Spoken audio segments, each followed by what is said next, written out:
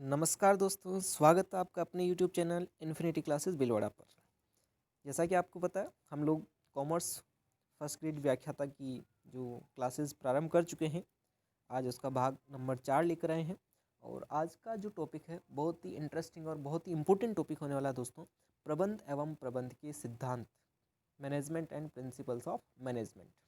चलिए बिना time waste किए हम लोग क्लास को स्टार्ट कर देते हैं। सबसे पहले हम बात करेंगे प्रबंध का जनक किसे कहा जाता है। दोस्तों, जब क्वेश्चन आपको डायरेक्ट पूछा जाएगा कि प्रबंध का जनक कौन है, तो सीधा हमारा आंसर क्या होगा? Peter F Drucker. ठीक है, पीटर एफ ड्रकर को प्रबंध का जनक कहा जाता है। लेकिन अगर क्वेश्चन आ जाता है प्रशासनिक प्रबंध का जनक कौन है, प्रशासनिक प्रबंध का जनक है दोस्तों हेनरी फयोल। ये आपको ध्यान रखना है। नॉर्मल प्रबंध का जनक आपसे पूछा जाएगा, पीटर एफ ड्रकर है। लेकिन प्रशासनिक प्रबंध का फादर ऑफ एडमिनिस्ट्रेटिव मैनेजमेंट अगर पूछ लिया जाए तो हेनरी फयोल है। वैज्ञानिक प्रबंध का जनक आपसे पूछा जाए तो एफ.डब्ल्यू. टेलर है। और ब्यूरोक्रेटिक मैनेजमेंट का अगर जनक पूछा जाए दोस्तों, ये चारों लाइन अपने आप में मोस्ट इम्पोर्टेंट बन जाती है। ब्यूरोक्रेटिक मैनेजमेंट का जो फाउंडर होगा, फादर होगा, वो मैक्स वेबर है। चलिए, कुछ इंपॉर्टेंट फैक्ट्स थे जो स्टार्टिंग में लिखवा दिए थे मैंने क्लास के अंदर, और वही नोट्स आपको मैं यहाँ पर ऑनलाइन प्लेटफॉर्म पर प्रोवाइड कर रहा हूँ। चलिए अब हम स्टार्ट कर रहे हैं प्रबंध का अर्थ, मीनिंग ऑफ मैनेजमेंट। दोस्तों, इस टॉपिक से परिभाषा भी पूछी जाती है, तो मैंने कोशिश करी है जितना भी मुझे मटेरियल मिला है वहाँ से इम्पोर्टेंट डेफिनेशंस को मैं आपके साथ एक साथ कलेक्ट करके लेकर आया हूँ। तो इस टॉपिक को आप ध्यान से समझिएगा। सबसे पहले हम प्रबंध का अर्थ देखेंगे। प्रबंध नियोजन, संगठन, निर्देशन एवं नियंत्रण की एक प्रक्रिया है। ये क्या है? नियोजन को हम इंग्लिश में कहते हैं प्लानिंग, संगठन को हम बोलते हैं ऑर्गेनाइजेशन, डायरेक्शन को हम निर्देशन को हम बोलते हैं डायरेक्शन, और नियंत्रण को हम बोलते हैं कंट्रोल। यानी कि planning, organisation, directing and controlling की एक प्रोसेस होती है, प्रक्रिया होती है, जिसके माध्यम से संगठनात्मक लक्ष्यों को प्रभावी एवं दक्षतापूर्ण ढंग से प्राप्त करने के लिए संगठन के संसाधनों का उपयोग किया जाता है। पीओडीसी जो है, planning, organisation, direction and controlling, उनकी एक प्रोसेस है। इसके थ्रू, इसके माध्यम से हम लोग क्या करते हैं, जो संगठन के लक्ष्य होते हैं उन लक्ष्यों को प्रभावी और दक्षतापूर्ण ढंग से प्राप्त करने के लिए संगठन जो होगा, जो भी हमारा ऑर्गेनाइजेशन होगा, जो कि हमने पिछले क्लासेस में पढ़ा था ऑर्गेनाइजेशंस के बारे में, जिसमें पार्टनरशिप भी होता है, कंपनी भी होती है, ज्वाइंट जो सोल प्रोप्राइटरशिप यानी एकाकी व्यापार होता है, उन सभी संगठनों के जो संसाधन होते हैं, संसाधनों का सही ढंग से उपयोग किया जा सकता है, उसे हम लोग बोलते हैं प्रबंध। अब आ जाते हैं दोस्तों प्रबंध की महत्वपूर्ण परिभाषाओं पर। प्रबंध की परिभाषाएं: नियोजन प्लस निर्देशन प्लस नियंत्रण प्लस संगठन, इनकी एक प्रक्रिया है। और उसी जो ऊपर मीनिंग लिखा था उसको थोड़ा सा चार्ट के थ्रू लिखा है। नियोजन, निर्देशन, नियंत्रण और संगठन की एक प्रक्रिया है जिससे हम क्या कर सकते हैं, लक्ष्यों को दक्षतापूर्ण तरीके से प्राप्त कर सकते हैं और संगठन के संसाधनों का उपयोग करके। ठीक है साहब। अब एक बहुत ही इम्पोर्टेंट परिभाषा जो है, ये 2015 जो फर्स्ट ग्रेड भर्ती हुई थी उसमें डायरेक्ट क्वेश्चन आया था, प्रबंध अन्य व्यक्तियों से कार्य कराने की कला है, कथन किसका है? दोस्तों गांठ मान लेना, मेरी पार्कर फोलेट ने कहा था कि प्रबंध अन्य व्यक्तियों से कार्य कराने की कला होती है। क्या कहा इसने? प्रबंध अन्य व्यक्तियों से कार्य कराने की कला है। ये किसने कहा है दोस्तों? मेरी पार्कर फोलेट ने कहा है। ठीक है, अगली परिभाषा हम देखते हैं दोस्तों, पीटर एफ ड्रकर। बहुत इंपॉर्टेंट परिभाषा है ये भी, पीटर एफ ड्रकर, क्योंकि ये प्रबंध का जनक है। प्रबंध का एक अनिवार्य, विशिष्ट तथा शीर्ष संस्था के रूप में जन्म होना सामाजिक इतिहास में एक आधारभूत घटना है। इसने एक घटना के बारे में बताया है कि प्रबंध का एक विशिष्ट, अनिवार्य, विशिष्ट तथा शीर्ष संस्था के रूप में जन्म होना सामाजिक इतिहास में एक आधारभूत घटना है। सामाजिक इतिहास की आधारभूत घटना प्रबंध को किसने कहा है? पीटर एफ ड्रकर ने से सामाजिक इतिहास में आधारभूत घटना का इसका नाम दिया है। ठीक है, आगे चलते हम लोग। अगली परिभाषा अगेन पीटर एफ ड्रकर की ही परिभाषा है, क्योंकि ये तो प्रबंध का जनक है और जनक की तो खूब सारी परिभाषाएं देखने को मिलेगी। तो और क्या कहता है पीटर एफ ड्रकर, किसी भी देश में आर्थिक एवं सामाजिक विकास में प्रबंध निर्णायक तत्व है। प्रबंध आर्थिक एवं सामाजिक विकास का जन्मदाता है। विकासशील राष्ट्र अविकसित नहीं बल्कि कुप्रबंधित हैं। दोस्तों अब ये अलग अलग तरह से क्वेश्चन पूछा जा सकता है। विकासशील राष्ट्र अविकसित नहीं बल्कि कुप्रबंधित हैं, किसने कहा बताइए? पीटर एफ ड्रकर ने कहा दोस्तों। दूसरा, प्रबंध आर्थिक और सामाजिक विकास का जन्मदाता है, ये भी किसने कहा है? पीटर एफ ड्रकर ने। डायरेक्ट एक एक लाइन से क्वेश्चन बन सकते हैं। किसी भी देश में आर्थिक और सामाजिक विकास में प्रबंध निर्णायक तत्व है, ये भी किसने कहा है? पीटर एफ ड्रकर ने। एक तरह से यहाँ से 3 स्टेटमेंट आपसे डायरेक्ट पूछे जा सकते हैं। सामाजिक इतिहास की एक महत्वपूर्ण घटना भी पीटर एफ ड्रकर कहता है। किसी देश में आर्थिक और सामाजिक विकास में प्रबंध निर्णायक तत्व है, ये भी कौन कहता है? पीटर एफ ड्रकर कहेगा। और प्रबंध आर्थिक और सामाजिक विकास का जन्मदाता है, ये भी पीटर एफ ड्रकर कहता है। और विकासशील राष्ट्र अविकसित नहीं बल्कि कुप्रबंधित है, ये भी कौन कहेगा? पीटर एफ ड्रकर ही कहेगा। चलिए अगली परिभाषा एक और देखते हैं हम पीटर एफ ड्रकर की ही। प्रबंध एक बहुउद्देशीय तंत्र है जो व्यवसाय का प्रबंध करता है, प्रबंधकों का प्रबंध करता है और कार्य करने वालों व कार्य का भी प्रबंध करता है। यानी सभी के प्रबंध करने की बात जो कह रहा है वे ये व्यवसाय का भी प्रबंध करता है, प्रबंधकों का भी प्रबंध करता है और कार्य करने वालों व कार्य का भी प्रबंध करता है। यानी कि जिसने प्रबंध के बारे में बताया हो कि बार बार वो प्रबंध व्यवसाय का भी कार्य करता है, व्यवसाय का भी प्रबंध करता है, प्रबंधकों का भी प्रबंध करता है, इसके बारे में किसने कहा? ये भी पीटर एफ ड्रकर ने कहा है। अगली डेफिनेशन आती है एफ डब्ल्यू टेलर की। प्रबंध यह जानने की कला है कि आप क्या करना चाहते हैं और तत्पश्चात यह सुनिश्चित करना कि वह कार्य सर्वोत्तम एवं मितव्ययी ढंग से किया जाता है। टेलर साहब ने क्या कहा कि प्रबंध ये जानने की कला है कि आप क्या करना चाह रहे हैं और उसके बाद ये सुनिश्चित करना कि वह कार्य सर्वोत्तम एवं मितव्ययी ढंग से किस प्रकार से किया जाता है। ये जो है ये साइंटिफिक टेक्निक के बारे में बता रहे हैं टेलर साहब, एफ डब्ल्यू टेलर जी। अब परिभाषा आती है हेनरी फयोल की। तो हेनरी फयोल जो है वो कहता है कि प्रबंध करने से पूर्वानुमान लगाना, योजना बनाना, संगठन करना, आदेशित करना, समन्वय करना और नियंत्रण करना। यानी कि ये कुछ आदेशों के बारे में बात कर रहा है। पूर्वानुमान लगाना, योजना बनाना, संगठन करना, आदेशित करना, समन्वय करना, नियंत्रण करना और एक तरह से इसके सारे ये कार्य ही हैं। हेनरी फयोल ने जो प्रबंध के सिद्धांत दिए हैं वो सिद्धांतों को ही मिला जुला के एक डेफिनेशन दे रहा है प्रबंध की। कि प्रबंध से आसे पूर्वानुमान लगाना, फोरकास्टिंग करना, योजना बनाना यानी प्लानिंग करना, ऑर्गेनाइजेशन करना यानी संगठन करना, आदेश देना यानी कि ऑर्डर देना और कोऑर्डिनेशन समन्वय स्थापित करना और कंट्रोलिंग करना ही क्या है? प्रबंध है।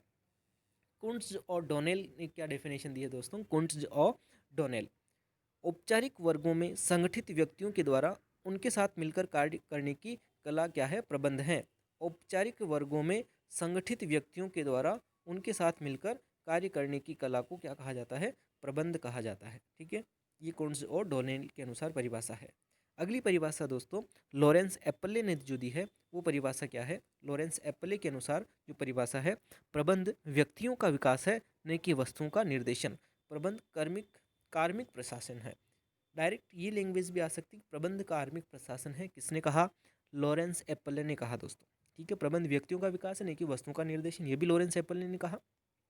और इस पर तो आप डबल स्टार या जितने स्टार बना सकते हैं बना लीजिए, क्योंकि मोस्ट इम्पोर्टेंट डेफिनेशन है और मुझे लगता है कि आने वाली व्याख्याता भर्ती में ये लाइन बिल्कुल एज इट इज छपने वाली है। ग्लुएक जो है, ग्लुएक अगला व्यक्ति है ग्लुएक। इसने क्या कहा? संस्था के उद्देश्यों की प्राप्ति के लिए मानवीय एवं भौतिक साधनों का प्रभावकारी उपयोग। प्रबंध क्या है? संस्था के उद्देश्यों की प्राप्ति के लिए मानवीय एवं भौतिक संसाधनों का प्रभावकारी उपयोग है, उसे हम लोग प्रबंध कहते हैं। प्रोफेसर क्लार्क ने जो परिभाषा दी है, प्रबंध निर्णय करने तथा नेतृत्व प्रदान करने की कला है तथा विज्ञान है। प्रबंध क्या है? निर्णय करने और नेतृत्व प्रदान करने की कला और विज्ञान दोनों है। स्टैनले वेल्स, यस ये भी इंपॉर्टेंट डेफिनेशन दोस्तों। स्टैनले वेल्स की जो परिभाषा है ये भी इंपॉर्टेंट होने वाली है। प्रबंध पूर्व निर्धारित लक्ष्यों की प्राप्ति के उद्देश्य से निर्णय लेने तथा मानवीय क्रियाओं पर नियंत्रण करने की प्रक्रिया है। स्टैनले साहब क्या कह रहे हैं कि प्रबंध पूर्व निर्धारित लक्ष्यों की प्राप्ति के उद्देश्य से, जो हमारे पूर्व निर्धारित लक्ष्य होते हैं उनको प्राप्त करने के उद्देश्य से निर्णय लेने तथा मानवीय क्रियाओं पर नियंत्रण करने की क्या है? एक प्रक्रिया है, उसे हम लोग क्या कहेंगे? प्रबंध कहेंगे। लुइस ए एलन, ये भी एक इंपॉर्टेंट डेफिनेशन है, इसको भी आप अंडरलाइन कर लें या स्टार मार्क कर दें, जितने सितारे बना सकते हो इस पर बना लीजिए। प्रबंध व्यवस्थित ज्ञान का समूह है जो व्यावसायिक पैसे के संदर्भ में प्रमापित सामान्य प्रबंध के कुछ सिद्धांतों पर आधारित होता है। प्रबंध क्या है? एक व्यवस्थित ज्ञान का समूह है जो व्यावसायिक पैसे के संदर्भ में, अगर हम प्रोफेशनली बात करें बिजनेस प्रोफेशन के थ्रू, तो संदर्भ में प्रमाणित सामान्य प्रबंध के कुछ सिद्धांतों पर आधारित है। जो प्रबंध के सामान्य सिद्धांत हैं उन सिद्धांतों पर आधारित होता है। अगली परिभाषा लॉरेंस एप्पले की है। अन्य व्यक्तियों के प्रयासों से परिणाम प्राप्त करना ही प्रबंध है। ये भी इंपॉर्टेंट है दोस्त। जितनी भी ये परिभाषाएं सारी इंपॉर्टेंट है, बिकॉज मैंने बहुत जगह से कलेक्शन करके डेफिनेशंस आपके लिए बनाई है। इसमें मैंने ग्रेजुएशन की मैनेजमेंट की बुक्स को भी यूज़ में किया है, आरबीएससी की बुक्स को भी यूज़ में किया है, और एनसीईआरटी को भी मैंने इसमें यूज़ लिया है। तो सारी बुक्स को मैंने, जो ऑथेंटिक बुक्स हैं वहाँ से मैंने ये परिभाषाएं लिखी है। तो आपके लिए काफ़ी फ़ायदा, हेल्प हो जाएगी। सीधा सा मैं कहूँ फ़ायदा तो क्या हो जाएगा, आप मेहनत करेंगे तो फ़ायदा होगा आपको। कुल मिला के इन नोट्स को आप अपने हैंड रिटन से, अगर क्लास के साथ साथ आप अपनी नोटबुक में उतारते हैं, तो रिवीजन करने में आपको बहुत आसानी हो जाएगी। ठीक है, तो लॉरेंस एप्पले क्या कहता है? अन्य व्यक्तियों के प्रयासों से परिणाम प्राप्त करना ही क्या है? प्रबंध है। प्रोफेसर थियो हैमन ने जो कहा है, प्रबंध की अधिकारी के अर्थ में, प्रबंध विज्ञान के अर्थ के रूप में एवं प्रबंध प्रक्रिया के अर्थ में है। ये अलग अलग वर्डों के रूप में कह रहा है कि प्रबंध की अधिकारी के अर्थ में, प्रबंध विज्ञान के अर्थ के रूप में एवं प्रबंध प्रक्रिया के अर्थ में होता है। चलिए अब हम बात करते हैं प्रबंध की विशेषताओं में, कैरेक्टरिस्टिक्स और फीचर्स ऑफ द मैनेजमेंट। कौन कौन सी विशेषताएं होने वाली है? तो सबसे पहली हम बात करते हैं, प्रबंध अन्य व्यक्तियों से कार्य कराने की कला है। अच्छा, ये स्टेटमेंट भी आपको पता होना चाहिए। किसने कहा था? मेरी पार्कर फॉलेट ने कहा था। प्रबंध पूर्व निर्धारित उद्देश्य होते हैं। प्रबंध क्या है? प्रबंध के पूर्व निर्धारित उद्देश्य होते हैं। ये किसने कहा? क्रीटनर ने कहा। एक विशेषता है प्रबंध की, क्या होते हैं? पूर्व निर्धारित उद्देश्य होंगे। और ये जो डेफिनेशन दी है क्रीटनर ने दी है। प्रबंध औपचारिक समूह में संपन्न किया जाना आसान होता है। कुंट्ज और डोनेल। प्रबंध औपचारिक समूह में संपन्न किया जाना आसान होता है, ये किसने कहा है? कुंट्ज और डोनेल ने कहा है। प्रबंध एक मानवीय कार्य है। प्रबंध कौन सा कार्य? मानवीय कार्य। और इससे मिलता जुलता एक स्टेटमेंट टेरी ने दिया है। जॉर्ज आर टेरी इसका पूरा नेम है, टेरी। ठीक है, टेरी ने क्या टेरा है यहाँ पर? कंप्यूटर मानव का स्थान नहीं ले सकता है। बहुत शानदार बात कही कि आप कितनी कोशिश कर लो, कितनी टेक्नोलॉजी यूज़ कर लो, लेकिन कंप्यूटर कभी भी मानव का स्थान नहीं ले सकता है। यानी कि जो प्रबंध होगा वो टेक्नोलॉजी से नहीं हो सकता, उसमें मानवीय क्रियाएं होगी। और मानवीय, इसी वजह से प्रबंध एक मानवीय कार्य है। ठीक है, यह एक अत्यधिक चुनौतीपूर्ण कार्य। प्रबंध क्या है? बहुत ही चुनौतीपूर्ण कार्य है, बहुत आसान कार्य नहीं है। प्रबंध एक सृजनात्मक कार्य है। यस, इसमें सृजनात्मकता होती है क्योंकि नई नई चीज़ें आती रहती है। प्रबंध के कुछ सामान्य सिद्धांत होते हैं। लुइस ए एलन ने इसके बारे में कहा है कि प्रबंध के कुछ सामान्य सिद्धांत होते हैं, जैसे कि हेनरी फेयल ने कुछ सिद्धांत दिए हैं, एफ.डब्ल्यू. टेलर ने साइंटिफिक मैनेजमेंट के सिद्धांत दिए हैं। तो इस प्रकार से कुछ अन्य सिद्धांत भी हैं। तो इसके कुछ सामान्य सिद्धांत होते हैं। प्रबंधक में नेतृत्व करने की क्षमता होती है। अच्छा, जो मैनेजर होगा उसमें बिल्कुल लीडरशिप की क्वालिटी तो होगी, तभी तो वो सबको लीड कर पाएगा। तो प्रबंधक में क्या होगा? नेतृत्व करने की क्षमता होती है। उसके बाद प्रबंधक निर्णयन द्वारा कार्य करता है। पीटर एफ ड्रकर ने स्टेटमेंट दिया है कि प्रबंधक निर्णयन, डिसीजन मेकिंग से मैनेजर काम करता है, उसको क्या डिसीजन लेना है। उसके बाद आगे हम चलते हैं अगली विशेषता पर। प्रबंध में अधिकार प्रत्यायोजन होता है। बिल्कुल होता है कि आज मैं अगर किसी कंपनी का मैनेजर हूँ तो मैं मेरे सबॉर्डिनेट्स को, मेरे जो जूनियर्स हैं, मेरे अंडर जो वर्क करते हैं एम्प्लॉयज़, उनको मैं मेरे राइट्स ट्रांसफ़र करूँगा। तो प्रबंध में क्या होगा? अधिकारों का प्रत्यायोजन होता है।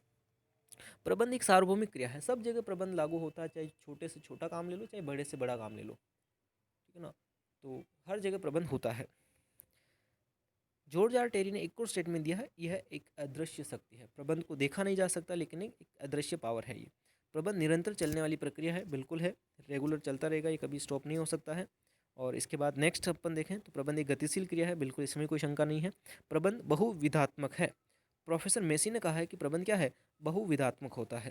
यानी इसमें बहुत सारी विधाएं, विधा का मतलब सब्जेक्ट होता है, विषय होता है, तो बहुत विषयों का एक समूह है। प्रबंध कला एवं विज्ञान दोनों ही है। बिल्कुल है। प्रबंध एक पेशा है। यस, प्रबंध क्या है? प्रोफेशन भी हो गया। नेक्स्ट जो स्टेटमेंट है, समन्वय प्रबंध का सार है। यस, ये जो स्टेटमेंट है ये भी पूछा गया है एग्जाम में कि समन्वय प्रबंध का सार है, किसने कहा? बताइए किसने कहा दोस्तों? कुंट्ज और डोनेल ने इसके बारे में कहा है। ठीक है, ध्यान रखना, प्रबंध समन्वय का सार है, कुंट्ज और डोनेल ने कहा है। 19वीं जो विशेषता है, प्रबंध कार्य संस्था के अंदर व बाह्य वातावरण से प्रभावित होता है तथा प्रभावित भी कर सकता है। आंतरिक वातावरण का मतलब कर्मचारी, अधिकारी, नियोक्ता, संगठन। बाह्य वातावरण का मतलब आर्थिक, राजनीतिक और सामाजिक हो सकता है। यानी ये बाहरी तत्वों से भी प्रभावित होता है तो आंतरिक तत्वों से भी प्रभावित होता है। ठीक है। प्रबंध बहुआयामी है जिसके प्रमुख 3 परिणाम हैं: कार्य का प्रबंध, लोगों का प्रबंध, परिचालन का प्रबंध। ये पीटर एफ ड्रकर ने कहा है कि प्रबंध बहुआयामी होता है। इसके बहुत सारे आयाम होते हैं जिसमें मुख्य रूप से 3 परिणाम हैं: कार्यों का भी प्रबंध होता है, लोगों का भी प्रबंध होता है, परिचालन ऑपरेशन का, जो बिजनेस ऑपरेशन होते हैं उनका भी प्रबंधन किया जाता है। प्रबंध संस्था के मानवीय प्रयासों में भौतिक संस्था के समन्वय की प्रक्रिया है। ग्लेक ने कहा है कि प्रबंध जो है संस्था के मानवीय प्रयास और भौतिक संसाधनों, उन दोनों की क्या है, समन्वय की प्रक्रिया है। उसे हम लोग क्या कहेंगे, प्रबंध कहेंगे। अब हम बात करते हैं प्रबंध के उद्देश्य क्या है। प्रबंध के मुख्य रूप से 3 उद्देश्य हैं: संगठनात्मक उद्देश्य, सामाजिक उद्देश्य और व्यक्तिगत उद्देश्य। संगठनात्मक उद्देश्यों के अंदर 2 हैं: प्राथमिक उद्देश्य और सहायक उद्देश्य। प्राथमिक उद्देश्य होते हैं लक्ष्यों को प्राप्त करना होता है, सहायक उद्देश्य लक्ष्यों को प्राप्त करने हेतु अन्य कार्य जो होते हैं उससे संबंधित वो करने होते हैं। उसको हम लोग कहेंगे सहायक उद्देश्य। फिर आता है सामाजिक उद्देश्य। सामाजिक उद्देश्य है कि जो हमारा समाज है उसको रोजगार उपलब्ध करवाना, वस्तुओं की उपलब्धता करवाना, कम प्राइस पर उनको वस्तुएं उपलब्ध हो जाए, तो वो सामाजिक उद्देश्य हमारा। और व्यक्तिगत उद्देश्य में उद्यमी अपना लाभ अधिकतम करना चाहता है। तो ये इसके 3 प्रमुख उद्देश्य होते हैं: संगठनात्मक, जिसमें प्राथमिक अपना लक्ष्य प्राप्त करना होता है, सहायक उससे संबंधित लक्ष्यों को प्राप्त करने के साथ साथ अन्य जो उसके उद्देश्य होते हैं संस्था को उसको पूरा करना, सामाजिक उद्देश्य में रोजगार की उपलब्धता और वस्तुओं की उपलब्धता करवाना, और व्यक्तिगत उद्देश्य में जो उद्यमी होगा वो अपने लाभ को अधिकतम करना चाहता है। फिर हम बात करते हैं प्रबंध का महत्व, इम्पोर्टेंस ऑफ द मैनेजमेंट। प्रबंध सामूहिक लक्ष्यों को प्राप्त करने में सहायक होता है। प्रबंध कार्य क्षमता में वृद्धि करता है। इसका महत्व क्या है कि सामूहिक जो लक्ष्य होते हैं उनको प्राप्त करने में सहायक होता है, और जो प्रबंध कार्य क्षमता होती है उसमें भी वृद्धि करता है। दूसरा जो महत्व है, प्रबंध गतिशील संगठन का निर्माण करता है। बिना प्रबंध के एक संगठन गतिशील नहीं हो सकता है, स्टेबल हो जाएगा। जब एक स्टेबल संस्थान होता है तो कभी विकसित नहीं हो सकता है। प्रबंध व्यक्तिगत उद्देश्यों की प्राप्ति में सहायक होता है। यस, हमारा संस्थान जो है उसके कुछ व्यक्तिगत उद्देश्य होते हैं, जैसे लाभों को अधिकतम करना। तो लाभ अधिकतम बिना प्रबंधन के नहीं हो सकते, वहाँ पर प्रबंधन होगा तो लाभ अधिकतम करने में सहायता मिलेगी। प्रबंध समाज के विकास में सहायक होता है। यस, समाज का भी विकास तभी होगा जब प्रॉपर मैनेजमेंट से वो समाज चल रहा है। बिना प्रबंधन के अगर कोई समाज चलता है तो वो फिर समाज लंबा नहीं चल सकता है, समाज में संगठन नहीं हो सकता है। प्रबंध से साधनों का अनुकूलतम उपयोग संभव होता है। प्रबंध से जो भी साधन होते हैं उनका अनुकूलतम उपयोग किया जा सकता है। अगर प्रबंधन नहीं होगा तो जो संसाधन हमारे सीमित हैं उन सीमित संसाधनों का अनावश्यक दोहन होगा और कोई हमें लक्ष्य तक नहीं पहुंच पाएंगे। प्रबंध से प्रतिस्पर्धा पर विजय प्राप्त की जा सकती है। यस, प्रॉपर मैनेजमेंट है तो आपके साथ में कितना ही भारी कंपटीशन आ जाए, कोई कॉम्पिटिटर आ जाए, आप उसको जीत लोगे, उसमें विजय हासिल कर पाओगे। नीति निर्धारण में सहायक है। कोई भी नीति निर्धारण अगर अपन को करनी है तो उसमें भी प्रबंध सहायक होता है। उत्पादकता में भी वृद्धि होती है प्रबंध से। व्यक्तियों का विकास होता है, बिल्कुल होता है। सुदृढ़ औद्योगिक संबंधों की स्थापना भी होती है। सामाजिक उत्तरदायित्व का निर्वहन होता है। जटिल समस्याओं का समाधान होता है। नवीन प्रौद्योगिकी को अपनाने में सहायक संस्था की ख्याति में वृद्धि होती है। संतुलित आर्थिक विकास में सहायक होता है। रोजगार की उपलब्धता में भी सहायक होता है। अब हम बात करते हैं प्रबंध की प्रकृति के बारे में। इंपॉर्टेंट टॉपिक है दोस्तों, प्रबंध की प्रकृति। प्रबंध एक कला के रूप में, हम सबसे पहले बात करते हैं कला क्या होती है उसके बारे में। अध्ययन एवं अनुभव से प्राप्त ज्ञान व चातुर्य के उपयोग से कार्यों को करना ही कला है। आज हमने जो भी अध्ययन से और अनुभव से जो भी ज्ञान प्राप्त किया है उस ज्ञान व चातुर्य का उपयोग कर कार्यों को कर रहे हैं तो उसे हम कला कहते हैं। जैसे डांस किसी ने सीखा है और वो डांस को परफॉर्म कर रहा है तो उसमें वो कलाकार बन जाएगा। यानी डांस तो सभी को आता है लेकिन उसको सही ढंग से प्रस्तुत करना किसी को नहीं आता है, इस वजह से वो कलाकार नहीं बन पाता है। जो किसी काम को सही ढंग से कर ले उसे हम कला बोलते हैं, है ना। उस काम को सही ढंग से करना ही तो कला है। दूसरा, सैद्धांतिक ज्ञान का होना, है ना। इसी के अंदर अपन ज्ञान की बात करें तो सैद्धांतिक ज्ञान भी होता है, व्यक्तिगत योग्यता के अनुसार उपयोग होता है और व्यवहार एवं रचनात्मकता पर आधारित होता है। टेरी के अनुसार चातुर्य के प्रयोग से वांछित परिणाम प्राप्त करना ही कला है। प्रबंध व्यवहार है न कि विज्ञान। पीटर एफ ड्रकर ने कहा है प्रबंध क्या है, व्यवहार है और विज्ञान नहीं है। टेरी फ्रैंकलिन के अनुसार जो है प्रबंध कलाओं की कला है क्योंकि यह मानवीय कौशल का संगठन में उपयोग करती है। टेरी और फ्रैंकलिन ने कहा है कि प्रबंध तो कलाओं की भी कला है क्योंकि मानवीय कौशल का संगठन में उपयोग करती है। प्रबंध अब विज्ञान के रूप में, विज्ञान किसी विषय का वह व्यवस्थित ज्ञान है जो अध्ययन एवं व्यवहार से प्राप्त किया जाता है। ऐसा ज्ञान वैज्ञानिक विधियों द्वारा जांचा एवं परखा जाता है, उसमें कारण एवं परिणाम का संबंध पाया जाता है। प्रबंध के सिद्धांत सार्वभौमिक नहीं है। प्रबंध के सिद्धांत परिवर्तनीय एवं परिस्थितिजन्य होते हैं, अतः प्रबंध विशुद्ध विज्ञान नहीं है, यह अर्थात या व्यावहारिक विज्ञान है। ये सब जो है पीटर एफ ड्रकर कहता है प्रबंध कभी भी शुद्ध विज्ञान नहीं हो सकता है। पीटर एफ ड्रकर का मानना है कि प्रबंध कभी भी शुद्ध विज्ञान नहीं हो सकता है। ठीक है, प्रबंध कला विज्ञान दोनों ही हैं, अर्थात विज्ञान जो है वो व्यावहारिक विज्ञान है, प्रबंध पैसे के रूप में।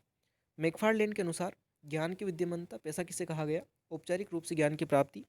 औपचारिक का मतलब होता है कि किसी संगठन में रहकर ज्ञान की प्राप्ति की। जैसे अगर एमबीए आपने किया है तो एमबीए किसी न किसी आईआईएम से आपने किया होगा या किसी अच्छे कॉलेज से किया होगा, तो उसमें आप प्रोफेशनल बन गए।